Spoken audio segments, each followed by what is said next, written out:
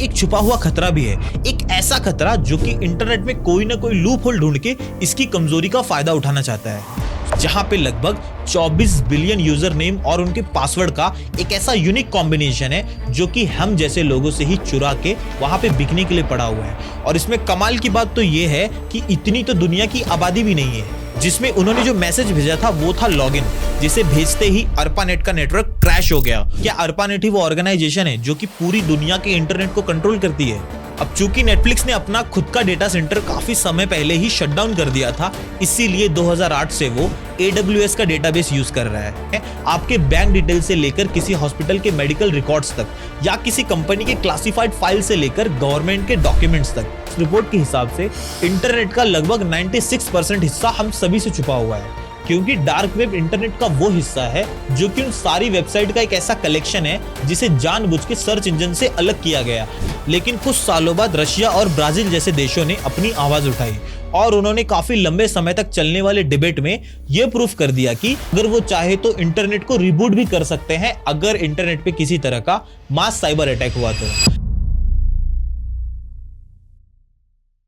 इससे पहले कि हम ये समझे कि इंटरनेट को कंट्रोल कौन करता है, हमें पहले ये जानना होगा कि इन सब की शुरुआत कैसे हुई थी। क्योंकि सालों पहले जब इंटरनेट का जन्म हुआ था तब उस वक्त की दुनिया के लिए कंप्यूटर तो बस बड़ी बड़ी मशीनें थी जिन्हें कॉम्प्लेक्स कैलकुलेशन के लिए बनाया गया था। लेकिन जब दुनिया तेजी से इवॉल्व होती गई तब हमें कुछ ऐसे सिस्टम की जरूरत पड़ने लगी जो कि इंफॉर्मेशन को और भी ज्यादा तेजी और एक्यूरेसी के साथ शेयर कर सके। तो इसीलिए साल 1966 में यूएस में ARPANET की शुरुआत हुई, मतलब advance research project agency network, जिसे यूएस के डिफेंस डिपार्टमेंट ने फंड किया था। और 29 अक्टूबर 1969 में ARPANET ने दो कंप्यूटर को एक ही तरह के नेटवर्क से जोड़कर आपस में कम्युनिकेट करने का अपना पहला अटेम्प्ट किया। सो बेसिकली उन दोनों कंप्यूटर्स में से एक था university of California and Los Angeles के रिसर्च लैब में और दूसरा कंप्यूटर था स्टैनफोर्ड में। और इतनी दूरी के बावजूद भी ARPANET ने अपना पहला अटेम्प्ट किया जिसमें उन्होंने जो मैसेज भेजा था वो था लॉगिन, जिसे भेजते ही ARPANET का नेटवर्क क्रैश हो गया और स्टैनफोर्ड के कंप्यूटर में बस उस मैसेज के 2 ही लेटर पहुंचे। फिर इन सबके कुछ सालों बाद जब समय के साथ साथ नए नए टेक्नोलॉजिकल एडवांसमेंट होते चले गए, तब साल 1970 में 2 साइंटिस्ट थे जिनका नाम विल्टन सर्फ और रॉबर्ट कैन था। तब उन्होंने एक ऐसा कम्युनिकेशन मॉड्यूल बनाया जो कि आज भी यूज हो रहा है, जिसे उस वक्त TCP या IP कहा गया, मतलब ट्रांसमिशन कंट्रोल प्रोटोकॉल या इंटरनेट प्रोटोकॉल। और इसी मॉड्यूल को अपनाकर 1 जनवरी 1983 को ARPANET ने पहली बार मॉडर्न इंटरनेट को जन्म दिया। और उसके बाद इंटरनेट ने हम सभी की कम्युनिकेट करने की स्पीड को बढ़ाकर हमारे ट्रेडिशनल तरीके को हमेशा के लिए बदल के रख दिया। तो अब सवाल ये बनता है कि क्या ARPANET ही वो ऑर्गेनाइजेशन है जो कि पूरी दुनिया के इंटरनेट को कंट्रोल करती है? तो इसका जवाब है नहीं, क्योंकि इंटरनेट एक डिसेंट्रलाइज्ड नेटवर्क है। मतलब इंटरनेट का कंट्रोल किसी भी एक इंसान या कंपनी या किसी ऑर्गेनाइजेशन के हाथ में है ही नहीं। इसे तो बहुत सारे ऑर्गेनाइजेशन और कंपनी के आपसी तालमेल और कोऑर्डिनेशन के साथ मिलकर चलाया जाता है। तो इसीलिए अगर हमें यह समझना है कि वो कौन से ऐसे ऑर्गेनाइजेशन है या कंपनीज हैं जो कि एक चेन की तरह एक साथ मिलके इंटरनेट को रन कर रही है, तो उसके लिए हमें पहले यह समझना होगा कि हम तक पहुंचने वाला इंटरनेट काम कैसे करता है, या फिर हम ये समझ सकते हैं कि इंटरनेट को रन करने के लिए कौन से ऑर्गेनाइजेशन का क्या रोल है।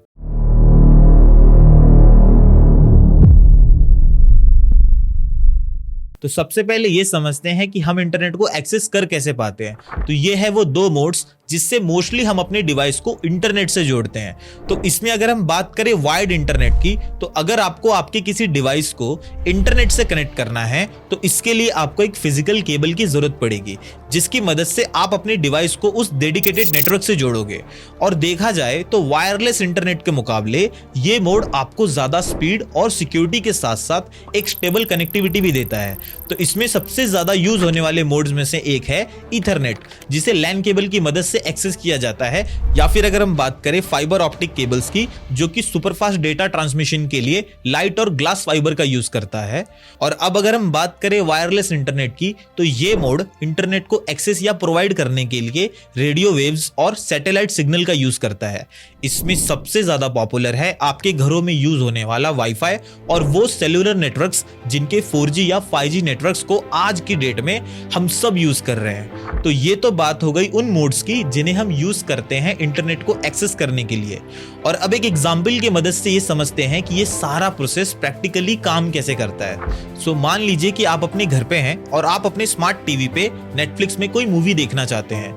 तो इसके लिए सबसे पहले तो ये जरूरी है कि आपका टीवी इंटरनेट से जुड़ा हो, जैसे कि आपके घर का वाईफाई। और अब आपका वाईफाई ही वो गेटवे है जो कि आपको इस डिजिटल वर्ल्ड से जोड़ेगा, क्योंकि अब आपका वाईफाई एक रिक्वेस्ट भेजेगा आपके इंटरनेट सर्विस प्रोवाइडर को, जिसे हम ISP भी कहते हैं। तो ये वो कंपनीज होती हैं जो कि आपको इंटरनेट कनेक्शन प्रोवाइड कराती हैं, जैसे कि एयरटेल, जियो या डेन जैसी कंपनीज।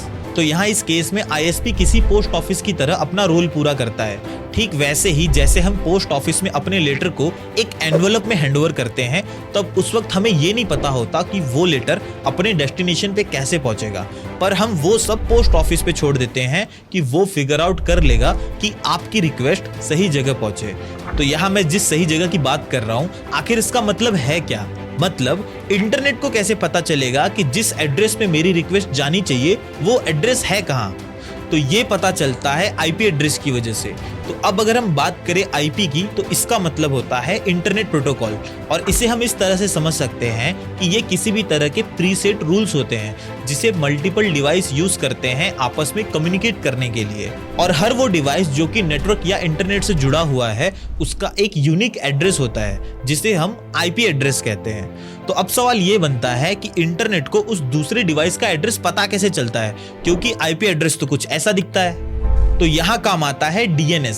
सो बेसिकली DNS किसी फोन बुक की तरह काम करता है, जिसकी मदद से हम बिना IP एड्रेस एंटर किए सिर्फ डोमेन नेम की मदद से अपने मन चाहे वेबसाइट को एक्सेस कर सकते हैं। अब अगर हम चाहे तो DNS को एक एग्जांपल की मदद से समझ सकते हैं, जैसे कि मान लीजिए आपके फोन में 100 लोगों के कॉन्टैक्ट्स हैं और अब आपको एक फ्रेंड को कॉल कनेक्ट करना है। तो ऐसे केस में हम डायरेक्टली उसका नाम सर्च करते हैं, ना कि उसके 10 डिजिट के फोन नंबर को याद रखते हैं। तो ठीक उसी तरीके से DNS भी आपके लिए IP एड्रेस को याद रखने का काम करता है। आपको बस सही डोमेन नेम की रिक्वेस्ट भेजनी है, जैसे कि netflix.com या youtube.com। और ये कुछ कंपनीज हैं जो कि एज अ DNS प्रोवाइडर के तौर पे काम कर रही हैं, जिसमें अगर हम बात करें गूगल पब्लिक DNS की, तो ये दुनिया के सबसे बड़े DNS सर्वर्स में से एक है। और अब इन सब के बाद जब DNS की वजह से उस दूसरे डिवाइस का IP एड्रेस इंटरनेट को पता चल जाता है, जहां से आपको वो इंफॉर्मेशन एक्सेस करनी है, जैसे कि हमारे केस में हमें नेटफ्लिक्स में कोई मूवी देखनी थी, इसीलिए अब आपकी रिक्वेस्ट ऑप्टिकल फाइबर केबल्स में से होते हुए दूर कहीं उस डेटा सेंटर में पहुंचेगी जहां से नेटफ्लिक्स ऑपरेट कर रहा है। अब चूंकि नेटफ्लिक्स ने अपना खुद का डेटा सेंटर काफी समय पहले ही शटडाउन कर दिया था, इसीलिए 2008 से वो AWS का डेटाबेस यूज कर रहा है।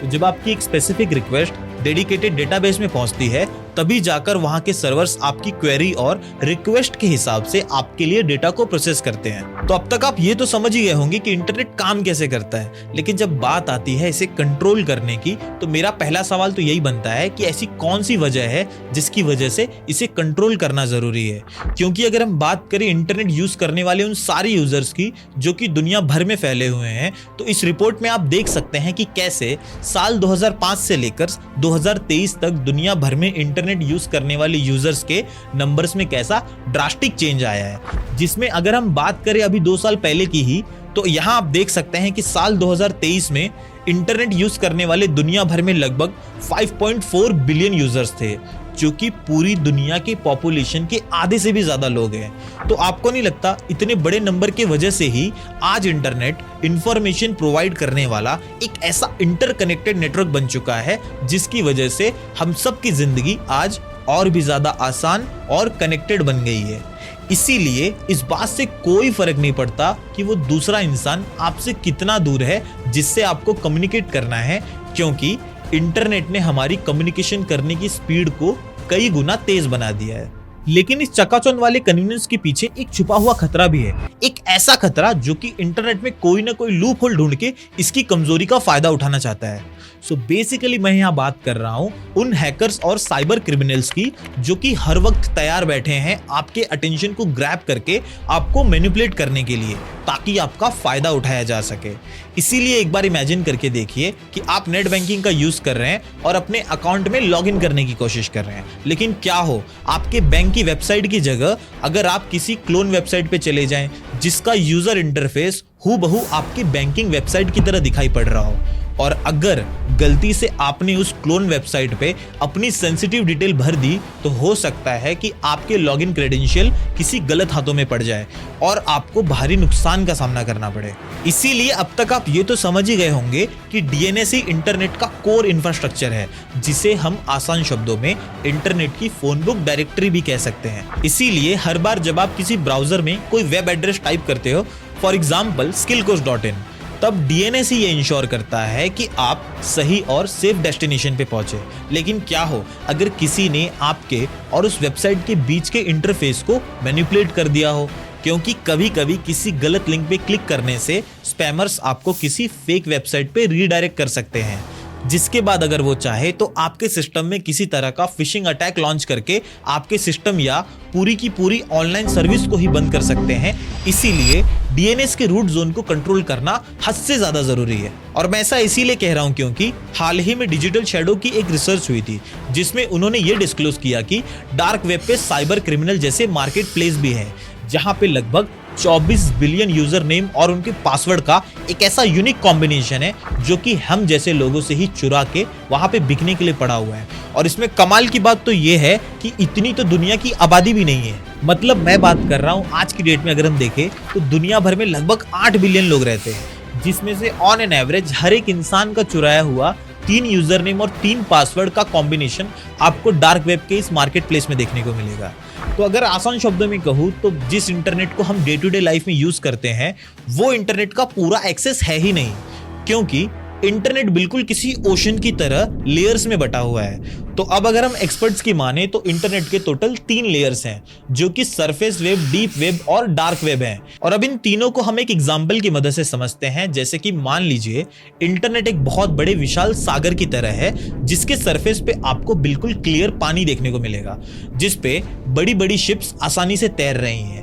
तो यहाँ इन शिप्स को आप उन वेबसाइट के तौर पे समझ सकते हो जिन वेबसाइट को हम दिन भर में कभी ना कभी तो जरूर विजिट करते हैं। तो इंटरनेट का ये हिस्सा हर किसी के लिए एक्सेसिबल है और इसी हिस्से को सरफेस वेब कहते हैं, जिसे ज्यादातर गूगल जैसे सर्च इंजन का इस्तेमाल करके यूज किया जाता है, जिसमें कोई अपना सोशल मीडिया चेक करता है तो कोई न्यूज आर्टिकल पढ़ता है या कोई ऑनलाइन शॉपिंग करता है। लेकिन क्या हो अगर आप उस सागर की गहराई में चले जाए, मतलब सरफेस वेब के नीचे की तरफ, और यहाँ के इस लेयर को डीप वेब कहते हैं।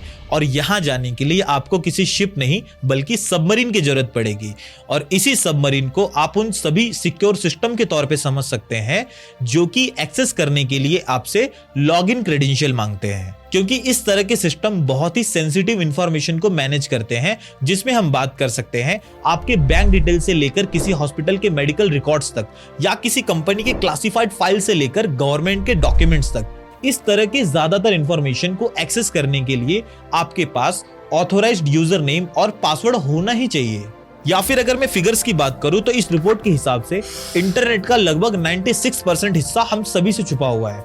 मतलब सिर्फ 4% हिस्सा ही हम सब डे टू डे लाइफ में यूज करते हैं, जिसे सरफेस वेब के नाम से जाना जाता है। और इस 96% में से लगभग 90% हिस्सा यही वो लेयर है जिसमें पूरा डीप वेब समाया हुआ है, और बाकी का बचा हुआ 6% इंटरनेट की उन गहराइयों में छुपा हुआ है जिसे डार्क वेब कहा जाता है, जिसकी बात हमने थोड़ी देर पहले ही की थी। क्योंकि डार्क वेब इंटरनेट का वो हिस्सा है जो कि उन सारी वेबसाइट का एक ऐसा कलेक्शन है जिसे जानबूझ के सर्च इंजन से अलग किया गया। और इसमें कोई दो राय नहीं है कि इस वेब को लीगल कामों के लिए कम और इल्लीगल कामों के लिए ज्यादा यूज किया जाता है, जिसमें से एक हमने अभी अभी देखा कि कैसे 24 बिलियन चुराए हुए यूजर नेम और उनके पासवर्ड दूर कहीं सर्कुलेट हो रहे हैं। तो क्या पता उसमें से एक कॉम्बिनेशन मेरा या आपका भी हो। इसीलिए मेरा यह कहना गलत नहीं होगा कि डीएनएस के रूट जोन को प्रोटेक्ट करना हद से ज्यादा जरूरी है। तो क्या हो अगर मैं कहूं कि यह जिम्मेदारी दुनिया भर में सिर्फ 7 लोगों के कंधे पे है। जी हां दोस्तों, सिर्फ 7 लोगों के पास 7 ऐसी कीज हैं जिसकी मदद से अगर वो चाहे तो इंटरनेट को रिबूट भी कर सकते हैं अगर इंटरनेट पे किसी तरह का मास साइबर अटैक हुआ तो। लेकिन अब सवाल ये बनता है कि आखिर कौन है वो 7 लोग और कैसे उन्हें चुना जाता है इतनी बड़ी जिम्मेदारी के लिए। और उससे भी जरूरी बात, क्या हो अगर उनकी कीज कहीं खो जाए या कोई उन्हें चुरा ले तो क्या इंटरनेट हमेशा के लिए बंद हो जाएगा या ये सिर्फ दुनिया भर के कुछ चुनिंदा लोगों तक ही सिमट कर रह जाएगा? तो तैयार हो जाइए, क्योंकि अब हम जानने वाले हैं दुनिया के सबसे ज्यादा सीक्रेट और सिक्योर इवेंट्स में से एक के बारे में, जिसे की साइनिंग सेरेमनी के नाम से भी जाना जाता है। एंड ट्रस्ट मी, ये एक्चुअली में उतना ही माइंड ब्लोइंग है जितना सुनने में लग रहा है।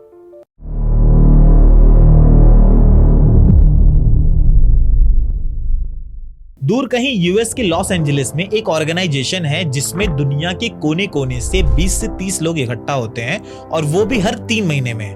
और ये यहाँ किसी तरह की बिजनेस मीटिंग के लिए नहीं आते हैं, ये तो यहाँ पर एक ऐसे रिचुअल और इवेंट के लिए आते हैं जो कि किसी भी टिपिकल बिजनेस मीटिंग से ज्यादा इंपॉर्टेंट है, और वो है इंटरनेट की signing ceremony.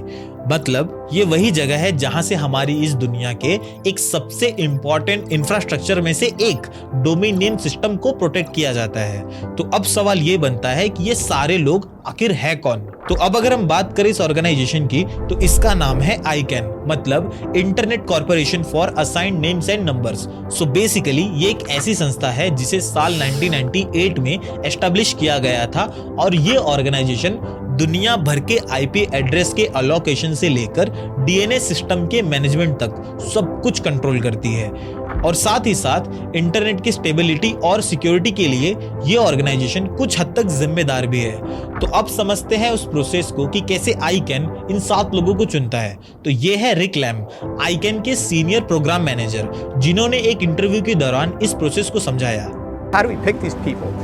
We have Russians, we have Chinese, we have people from Burkina Faso, we have somebody from Trinidad, we have people from, and they're all technical experts. So we published the criteria on the ICANN website. Said if you're interested, apply. तो इस तरह से ICANN उन भरोसेमंद लोगों को चुनता है, और ये वही लोग हैं जिनमें से हर कोई एक फिजिकल की को होल्ड करता है, और ये सारी कीज बिल्कुल किसी स्मार्ट कार्ड की तरह होती हैं। और यही कार्ड होल्डर असल में वो 7 गार्जियंस है जिनकी आज हम बात करने वाले हैं, क्योंकि इनमें से कोई साइबर सिक्योरिटी एक्सपर्ट होता है, तो कोई इंजीनियर होता है, कोई एडवोकेट होता है, तो कोई क्रिप्टो ऑफिसर होता है। और साथ ही साथ ICANN के पास 7 बैकअप की होल्डर भी होते हैं, जिन्हें रिकवरी की होल्डर कहा जाता है। तो अब अगर हम बात करें की साइनिंग सेरेमनी की, जहां पर हर एक की होल्डर एक स्मार्ट कार्ड को कैरी करता है, और जब इन 7 कीज को कंबाइन किया जाएगा तब जाके इन कीज की मदद से मास्टर की को एक्सेस किया जा सकता है। लेकिन कोई भी एक की होल्डर सिस्टम को अकेला अनलॉक नहीं कर सकता। यह प्रोसेस तभी काम करती है जब मल्टीपल की होल्डर एक साथ आकर इसे अंजाम दे। अब चूंकि ये की साइनिंग सेरेमनी एक स्क्रिप्टेड प्रोसेस है, इसीलिए इसमें 100 से भी ज्यादा पहले से सेट किए हुए स्टेप्स होते हैं, जिन्हें एक एक करके परफॉर्म किया जाता है। जिसमें हम बात कर सकते हैं की होल्डर के वहां पहुंचने के बाद वो अपने इक्विपमेंट्स को एक सिक्योर सेफ से लेगा, जिसके पासवर्ड का कॉम्बिनेशन सिर्फ उसी की होल्डर को पता होता है। उसके बाद उन 7 कीज की मदद से वो एक नई क्रिप्टोग्राफी की को जनरेट करेंगे, जो कि ये इंश्योर करेगा कि जो इंफॉर्मेशन आपको किसी स्पेसिफिक डोमेन नेम के बारे में DNS से मिल रही है वो 100% ऑथेंटिक है। और ये सारा प्रोसेस पूरा होने में कई घंटे लग जाते हैं। और ऐसा बिल्कुल नहीं है कि ये सब आज या कल से हो रहा है, ये प्रोसेस तो काफी लंबे समय से चलता आ रहा है, क्योंकि ये सब शुरू हुआ था साल 2010 में, जहां ICANN ने पहली बार कुछ वॉलंटियर्स की मदद से पहले KSK सेरेमनी को अंजाम दिया था। तो अब अगर हम बात करें कुछ अपडेट्स की, तो अभी पिछले साल ही ICANN ने ये अनाउंस किया था कि वो एक नई सिक्योरिटी की को बनाएगा, जिसे 2 साल के लिए स्टैंड बाय पे रखा जाएगा, और साल 2026 में उससे ऑफिशियली यूज किया जाएगा। और इसी तरह से ICANN और उसके जैसे बहुत सारे ऑर्गेनाइजेशन इंटरनेट को स्मूथली रन कराने के लिए अपना क्रूशियल रोल प्ले करते रहते हैं। तो जैसा कि अब तक हमने इंटरनेट को समझा है, एक चीज तो क्लियर है कि इंटरनेट को किसी भी सिंगल पर्सन या ऑर्गेनाइजेशन या किसी कंपनी के हाथों से कंट्रोल नहीं किया जा सकता, क्योंकि ये एक डिसेंट्रलाइज्ड सिस्टम है जो कि बना ही है कम्युनिकेशन और इनोवेशन की बुनियाद पे।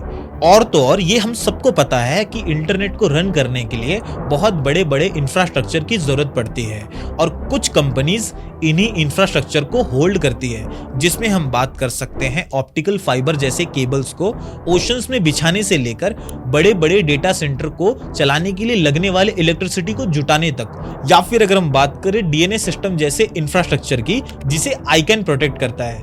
लेकिन इसका यह मतलब नहीं है कि ICANN इंटरनेट को कंट्रोल करता है, क्योंकि अगर हम हिस्टोरिकल डेटा निकाल कर देखें तो हमें पता चलेगा कि कुछ सालों पहले तक यूनाइटेड स्टेट्स का आईकैन के जरिए इंटरनेट को मैनेज करने में काफी इन्फ्लुएंस रहा है, लेकिन कुछ सालों बाद रशिया और ब्राजील जैसे देशों ने अपनी आवाज उठाई और उन्होंने काफी लंबे समय तक चलने वाले डिबेट में यह प्रूफ कर दिया कि इतने ज्यादा क्रिटिकल और ग्लोबल सिस्टम का कंट्रोल किसी भी एक देश के हाथ में नहीं होना चाहिए। इसीलिए कुछ समय बाद आईकैन अलग से ऑपरेट करने लगा। इसी वजह से आज हमारे पास 7 सिक्योरिटी की होल्डर्स और KSK सेरेमनी वाला ये कॉन्सेप्ट है, ताकि कोई भी देश या कोई अकेला इंसान इस नेटवर्क को अकेला डोमिनेट ना कर सके। इसीलिए आज का इंटरनेट एक ऐसा प्लेटफॉर्म है जो कि कुछ कंपनीज और ऑर्गेनाइजेशन के आपसी कोलैबोरेशन से चलता है। इसीलिए इसका यूजर होने के नाते ये हमारी रिस्पॉन्सिबिलिटी बनती है कि हम इसे समझदारी और सावधानी से इस्तेमाल करें, क्योंकि इंटरनेट सिर्फ टेक्नोलॉजी को रिप्रेजेंट नहीं करता है, ये रिफ्लेक्ट करता है कि एज अ ह्यूमंस हम एक्चुअली में क्या है। इसका फ्यूचर इस बात पे डिपेंड करता है कि कैसे ग्लोबल कम्युनिटी एक साथ आकर इसे प्रोटेक्ट करते हुए इंप्रूव करती है। इसीलिए जब अगली बार आप इंटरनेट को इस्तेमाल करोगे तब ये बात जरूर याद रखिएगा कि इंटरनेट की असली ताकत उन हाथों में नहीं है जो कि इसे कंट्रोल करते हैं। इसकी असली ताकत इस बात पे डिपेंड करती है कि हम कैसे इसे यूज करते हैं। थैंक यू सो मच कि आपने इस डॉक्यूमेंट्री को एंड तक देखा और अपना कीमती टाइम यहाँ इन्वेस्ट किया। मुझे पूरी उम्मीद है कि ये वीडियो आपके लिए इंफॉर्मेटिव रही होगी, और अगर ये वीडियो आपको बहुत पसंद आया है तो चैनल को जरूर सब्सक्राइब करना और इस वीडियो को ज्यादा से ज्यादा लोगों तक शेयर करना, ताकि ज्यादा से ज्यादा अवेयरनेस पहुंचे और आने वाली फ्यूचर जनरेशन इंटरनेट का यूज अपने नॉलेज और अपने विजडम को बढ़ाने के लिए करे। और मुझे कमेंट करके जरूर बताना कि क्या इंटरनेट जैसी पावर किसी एक आदमी के हाथ में होनी चाहिए या इसके कुछ दूसरे एस्पेक्ट्स भी हो सकते हैं। और अब इस वीडियो में इतना ही, क्योंकि मैं सागर आपको मिलूंगा नेक्स्ट वीडियो में। तो तब तक के लिए अपना ख्याल रखिए और मेरे साथ बने रहिए। Thank you.